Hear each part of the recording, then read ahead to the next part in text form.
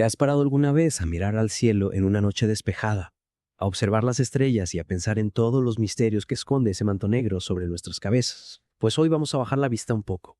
Vamos a centrarnos en un punto concreto del desierto de Nevada, un lugar que incluso antes de que el gobierno de los Estados Unidos reconociera su existencia ya estaba envuelto en un halo de secretismo. Habló, por supuesto, del Área 51. Un lugar que ha generado muchísima expectación a lo largo de los años. Desde luego. Luces extrañas en el cielo, rumores de tecnología que parece de ciencia ficción. Seguro que a ti también te suena, ¿no? Totalmente. El Área 51, estratégicamente ubicada a unos 150 kilómetros del noreste de la siempre brillante Las Vegas, ha sido un foco de atención constante. Mucho antes de que su existencia se confirmara oficialmente, los avistamientos de objetos voladores no identificados, los famosos ovnis, ya habían disparado la imaginación de la gente. Y bueno, con ella todo tipo de teorías sobre lo que podría estar ocurriendo allí. Y precisamente de eso vamos a hablar hoy. En esta inmersión profunda vamos a intentar desenmarañar los orígenes de este lugar tan emblemático.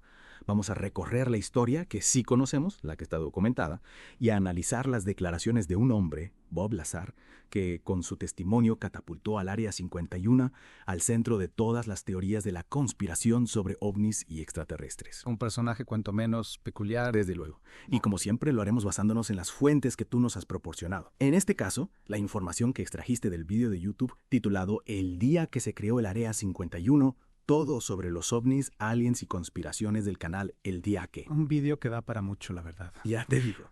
Nuestra misión hoy es intentar separar los hechos de la ficción, lo que está documentado de las afirmaciones más sensacionalistas. Que no son pocas. Para nada. Pero empecemos por el principio, por los cimientos. Por esos primeros días del Área 51, ¿te imaginas la escena? Estamos en plena Guerra Fría. En una época de muchísima tensión, Estados Unidos y la Unión Soviética enfrentados en una carrera armamentística y tecnológica sin precedentes. Exacto. Y en este contexto, la CIA se da cuenta de que necesita un lugar secreto, un sitio aislado donde poder desarrollar y probar sus aviones espía sin que nadie les moleste. Sobre todo sin que los soviéticos se enteren. Claro, era fundamental mantener la ventaja estratégica, y para eso necesitaban un lugar remoto donde poder trabajar con total discreción. Y ese lugar fue, como ya sabemos, el aeródromo que hay junto al lago seco de Groom Lake. Un sitio aislado, en medio del desierto, perfecto para mantener el secreto. Que además ofrecía unas condiciones ideales para las pruebas de vuelo. Totalmente. A principios de 1955, Richard Bissell Jr., el director de la CIA en ese momento, y Kelly Johnson, el ingeniero jefe de Lockheed, se fijaron en este lugar. Y la Comisión de Energía Atómica de los Estados Unidos, que ya tenía terrenos en la zona para sus pruebas nucleares en Nevada, lo bautizó oficialmente como Área 51. Un nombre que, sin saberlo, se convertiría en leyenda. Y que ha dado pie a muchísimas especulaciones. Muchísimas. Pero bueno, es curioso, ¿no?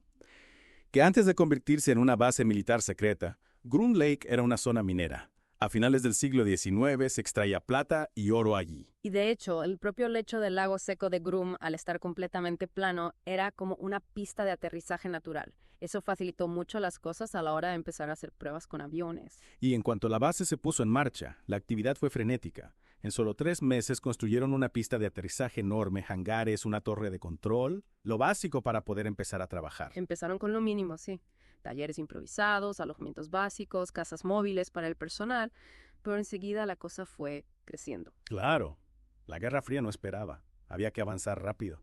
Y en poco tiempo el Área 51 se convirtió en una base de vanguardia. Con todo lo necesario para desarrollar los proyectos más secretos y avanzados. Y aquí es donde la cosa empieza a ponerse interesante. Porque los primeros proyectos que se llevaron a cabo en el Área 51, precisamente por ser tan secretos, acabaron alimentando la leyenda del lugar. Sin quererlo, claro, pero es que cuando empiezas a ver objetos extraños en el cielo, que no puedes explicar, la imaginación empieza a volar. Y tanto. El primer avión que se desarrolló y probó en el Área 51 fue el Lockheed U-2, un avión espía capaz de volar a más de 21.000 metros de altura, mucho más alto que cualquier otro avión de la época. Prácticamente fuera del alcance de los radares, los misiles y los aviones de combate soviéticos, una ventaja estratégica increíble. Claro.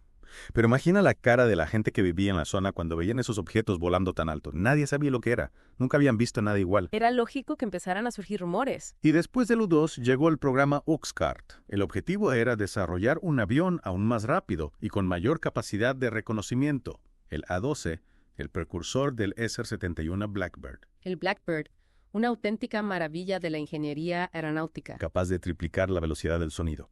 Y para poder operarlo, tuvieron que ampliar la pista de aterrizaje y mejorar las instalaciones de la base. Los equipos trabajaron a doble turno durante 4 años para que todo estuviera listo. Y en 1962, el A-12 realizó sus primeros vuelos de prueba, aunque la CIA lo mantuvo en secreto. De hecho, al final se dieron cuenta de que el SR-71, el Blackbird, era un avión con más posibilidades. Y en diciembre de ese mismo año se firmó el contrato para construir 6 prototipos. Y los programas de desarrollo de aviones secretos siguieron adelante en el Área 51, cada vez más avanzados, más rápidos, más difíciles de detectar. Como el F-117 Nighthawk, el primer avión furtivo operativo del mundo. Invisible a los radares. Una auténtica revolución tecnológica. Su primer vuelo fue a finales de 1977 y a principios de los 80 ya se estaba produciendo en serie. Jugó un papel fundamental en la Guerra del Golfo, demostrando la eficacia de la tecnología stealth. Pero claro, todo este secretismo, todas estas pruebas de aviones tan avanzados, tuvieron un efecto secundario. La gente empezó a ver cosas en el cielo que no podía explicar. Y como nadie les decía la verdad, empezaron a inventar sus propias historias. Los avistamientos de ovnis se dispararon en la zona. La gente pensaba que estaban viendo naves extraterrestres. Y lo curioso es que los oficiales de la Fuerza Aérea sabían perfectamente que muchos de esos avistamientos eran sus propios aviones, pero no podían decir nada. El secretismo era absoluto. Así que los rumores se extendieron. Y el Área 51 se convirtió en un lugar de leyenda. Un lugar donde, según decían, el gobierno guardaba los restos de ovnis estrellados y experimentaba con tecnología alienígena. Y en este contexto aparece Bob Lazar, un personaje que lo cambió todo. Totalmente. A finales de los 80, Bob Lazar concedió una entrevista en la que afirmaba haber trabajado en una instalación secreta llamada ESO-4 cerca del Área 51. Una entrevista que se emitió en la cadena Class TV el 15 de mayo de 1989. El periodista que la realizó fue George Knapp, un tipo muy conocido por su interés en los fenómenos paranormales. Y Lazar, por miedo a represalias, pidió que no se revelara su identidad. Apareció en la entrevista con el seudónimo de Dennis y con la cara tapada. En la entrevista, Lazar contó que había trabajado como físico en ESO-4 entre 1988 y 1969. Dijo que la instalación estaba construida en el interior de una montaña y que era prácticamente invisible desde el exterior. Y que su trabajo allí consistía en analizar la tecnología de propulsión de naves extraterrestres. Sí, dijo que había visto 9 platillos volantes de diferentes formas y tamaños en hangares subterráneos. Una historia increíble. Lo era. Pero lo más sorprendente es que Lazar dio detalles técnicos muy específicos sobre el funcionamiento de esas naves. Detalles que parecían tener sentido desde un punto de vista científico. Por ejemplo, habló de un reactor de antimateria que proporcionaba energía a las naves. Una tecnología que en aquel momento no existía en la Tierra. Y también habló de un sistema de propulsión basado en el elemento 115, un elemento que en ese momento era desconocido. Según Lazar, este elemento tenía propiedades que permitían a las naves generar ondas gravitatorias y distorsionar el espacio-tiempo. Algo así como crear atajos en el espacio para viajar a grandes distancias en poco tiempo. Y también describió un sistema de control mental para las naves y un sistema de gravedad artificial que permitía hacer maniobras imposibles para los aviones convencionales. La entrevista causó un gran revuelo. Mucha gente creyó al azar. Otros pensaron que era un farsante. Lo que es innegable es que, a partir de ese momento, el Área 51 se convirtió en el centro de todas las teorías de la conspiración sobre extraterrestres. Y poco después de la entrevista, la verdadera identidad de Lazar salió a la luz. Se llamaba Robert Scott Lazar.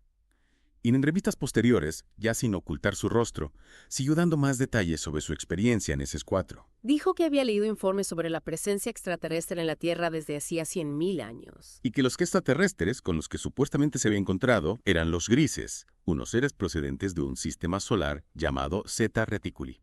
También dio más detalles sobre la apariencia de las naves que había visto. Dijo que eran de color plateado, con una superficie lisa y muy resistente, y que el interior de una de las naves tenía asientos muy pequeños, como si estuvieran diseñados para seres de menor tamaño que los humanos. Pero claro, todo esto era muy difícil de verificar. Lazar decía que el gobierno había borrado todos sus registros académicos y laborales, que no había rastro de su paso por el Caltech o el MIT. Y también denunció que había recibido amenazas y que habían disparado contra su coche en varias ocasiones. En 1990, Lazar fue arrestado por su implicación en un caso de prostitución. Fue condenado a servicios comunitarios y a terapia. Para muchos de sus seguidores, esto fue una maniobra del gobierno para desacreditarlo. La verdad es que no se sabe qué creer. Hay gente que piensa que Lazar es un héroe, un valiente que se atrevió a revelar la verdad sobre los extraterrestres. Y otros piensan que es un charlatán, un mentiroso que se inventó toda la historia. Lo que está claro es que su testimonio marcó un antes y un después en la historia del Área 51. Y lo más curioso es que, con el paso del tiempo, algunas de las afirmaciones de Lazar han encontrado cierta confirmación. Por ejemplo, el elemento 115. En 2004, un equipo de científicos rusos y estadounidenses anunció que habían logrado sintetizarlo en un laboratorio. Lo llamaron moscovios, y es un elemento extremadamente radiactivo que no se encuentra de forma natural en la Tierra. Pero su existencia confirma que Lazar no se lo inventó todo.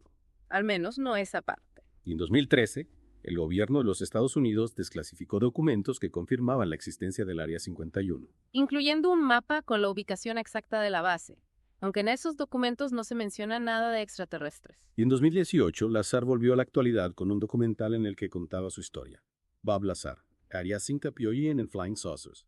En el documental, Lazar hablaba de un allanamiento del FBI en su casa. Se especuló que lo que buscaban era una muestra del elemento 115. Y en 2021, el Pentágono publicó un informe sobre fenómenos aéreos no identificados, los UAP. En el informe se analizaban 144 avistamientos de ovnis por parte de pilotos militares, y aunque no se confirmaba un origen extraterrestre, tampoco se descartaba. Y en 2023, un exoficial de inteligencia de los Estados Unidos, David Rush, afirmó bajo juramento que el gobierno de su país tiene en su poder naves extraterrestres. Su testimonio fue corroborado por otro exagente de inteligencia, Jonathan Gray. A pesar de todo esto, a día de hoy, ningún gobierno ha confirmado oficialmente la existencia de vida extraterrestre. Pero la historia del Área 51 y el testimonio de Bob Lazar siguen generando mucha expectación. Han inspirado películas, series de televisión, videojuegos, incluso hubo un intento de asalto masivo a la base en 2019, organizado a través de las redes sociales. El evento Storm Area 51 al final fue más una broma que otra cosa, pero demuestra el impacto que tiene este tema en la gente. El Área 51 es un lugar que nos fascina y nos asusta a partes iguales. Un lugar donde la ciencia, la especulación y el misterio se mezclan para crear una historia increíble. Y en esta inmersión profunda hemos intentado desentrañar esa historia.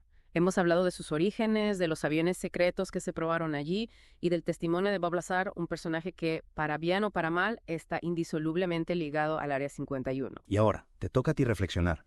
Teniendo en cuenta todo lo que hemos hablado, ¿qué crees que significa todo esto? ¿Crees que los gobiernos nos ocultan la verdad sobre los extraterrestres? ¿O crees que todo es una invención? Te animamos a que sigas investigando por tu cuenta, a que leas, veas documentales, hables con gente que sepa del tema y a que saques tus propias conclusiones. Y si te ha gustado esta inmersión profunda, no olvides suscribirte a nuestro canal, Reacción en Podcast, y darle a la campanita para no perderte nuestros próximos vídeos. Y si quieres ayudarnos a seguir investigando y compartiendo información sobre estos temas tan apasionantes, dale un me gusta a este vídeo y compártelo con tus amigos. Gracias por estar ahí.